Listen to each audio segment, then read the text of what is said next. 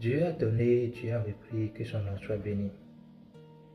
C'est une phrase qui est dans la Bible, mais que je n'ai jamais acceptée. Parce que cette phrase me montre une image erronée de Dieu. Une image qui ne ressemble pas à Dieu. Une image qui présente Dieu comme un meurtrier.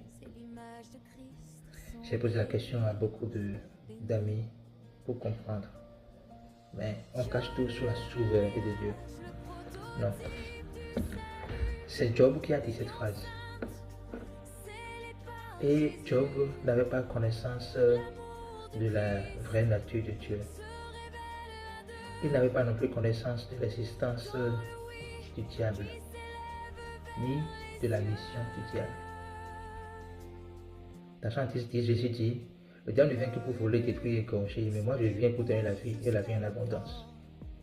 Autrement, partout où il y a mort, destruction et vol, dans l'Ancien Testament, ou dans ta vie, ce n'est pas Dieu. Mais qu'est-ce qui a fait que Job a dit cette phrase? C'est parce que il y a eu ravage dans sa famille, ses troupeaux sont partis en fumée, il a tout perdu en un temps de corps. Et il n'a pas pu identifier l'auteur de ces choses-là. Il a dit, Dieu a donné, Dieu a repris, que son nom soit béni. Or, Dieu ne donne pas pour reprendre. Il n'est pas Dieu, il n'est pas un homme pour mentir, pour se repentir. La Bible est claire là-dessus. C'est comme c'est dans Romains 11, verset 29. Les dons de Dieu sont irrévocables. Quand Dieu te donne quelque chose, il ne te le reprend pas. Alors, si tu as reçu quelque chose de Dieu et que tu l'as perdu, ce n'est pas Dieu que Dieu l'a repris. Parce que quand nous prenons des pertes, nous devons prendre Dieu comme refuge. Mais à cause de la connaissance que c'est Dieu qui l'a fait, on est déchiré, on est dévasté.